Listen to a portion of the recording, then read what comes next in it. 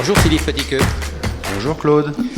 Tu es délégué régional au numérique à la DRAF de Normandie et tu es aujourd'hui à l'Assemblée nationale. Tu viens de participer à une table ronde dans le cadre du colloque organisé par Hashtag le plus important. Pourquoi tu es venu à ce colloque ? Eh bien, premièrement, parce que j'y ai été invité. Et ça a été un grand plaisir pour moi d'être invité, parce que, quelque part, d'ailleurs, c'est une forme de reconnaissance pour le travail qu'on a accompli en Normandie, entre autres, autour des Open Badges. Ces Open Badges qu'on a découverts vers 2015 et pour lesquels on a monté un projet de territoire en Normandie. Donc je suis venu à ce colloque pour parler de mon expérience et puis aussi au nom de notre collectif Badge Normandie et aussi au nom de l'association Reconnaître qui fédère un certain nombre de projets au niveau national. Alors parlons de ces Open Badges. D'abord, pourquoi avez-vous été intéressé et avez-vous monté ce type d'organisation en Normandie ? Eh bien, tout d'abord, au sein de l'enseignement agricole, on avait un vrai besoin de valoriser tous ces apprentissages informels qui se font dans nos lycées agricoles. On a beaucoup de projets artistiques, culturels, beaucoup d'engagement citoyen qui se fait, et on avait du mal à les valoriser. Donc on était à la recherche d'outils. On a fait une petite étape à travers les e-portfolios, mais quelque part, ça n'a jamais vraiment fonctionné. Peut-être en France, c'est un problème de culture, je ne sais pas.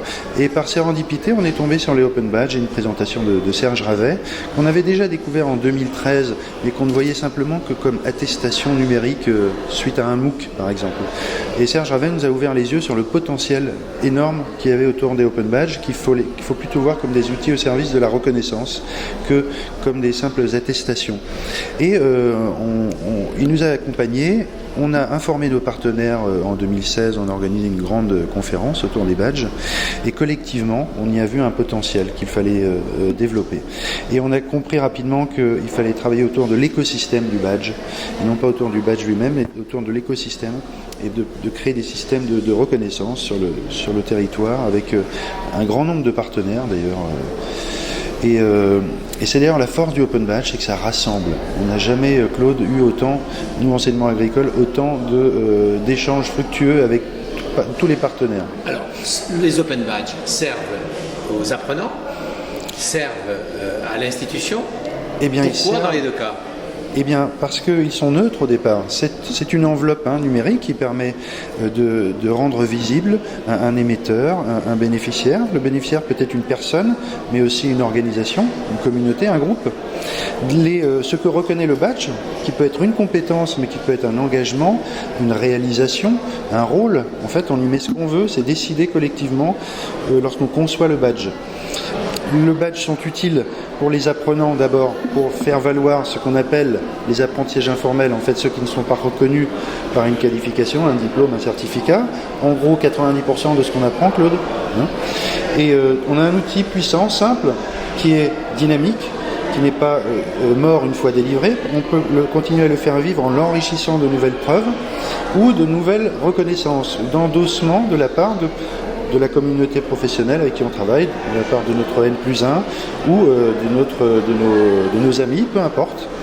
On peut rendre visibles les reconnaissances aussi autour de ce badge. Comment se positionnent les institutions par rapport à ces Open Badges ? Eh bien, j'ai la chance que notre ministère de l'Agriculture délivre des badges depuis cette année. Ils ont délivré 2 badges en émettant un badge pour reconnaître l'engagement des équipiers au Salon de l'Agriculture autour du Trophée national des lycées agricoles qui vise pour une équipe de jeunes d'un lycée à amener une vache, de tout financer, de présenter la vache, de créer un site web, de présenter en anglais, de lui faire des manœuvres, etc. Et pour la première fois, notre ministère a émis un badge. Donc, comment est-ce que c'est perçu ? Eh bien, il y a forcément un peu de résistance si on présente les badges comme étant des concurrents au diplôme. Ce ne sont pas des concurrents au diplôme, tout simplement parce que les diplômes, on peut les mettre dans des badges. C'est ça qui est bien, c'est que c'est un moyen de rendre visible, d'attester, ce sont des éléments vérifiables, tous les apprentissages.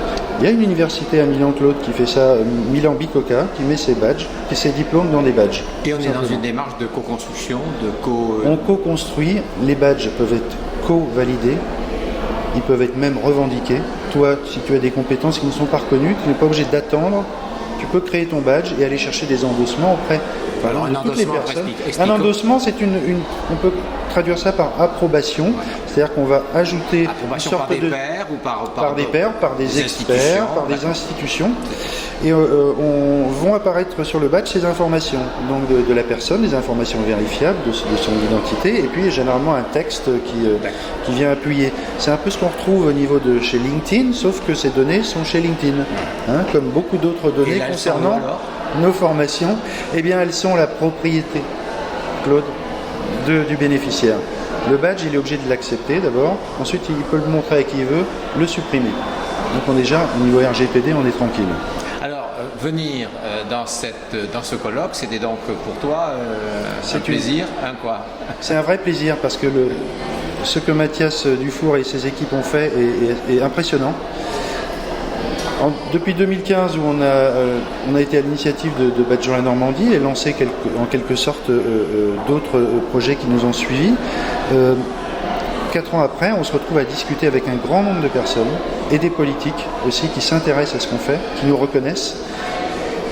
Et je suis assez bluffé par l'état d'avancement en fait chez tous les intervenants des tables rondes sur ces réflexions. On voit que tout le monde a besoin d'autres instruments, d'autres outils pour reconnaître les compétences et les personnes. On a besoin de plus de transversalité, de souplesse. Alors la co-construction continue alors. La co-construction continue, Claude.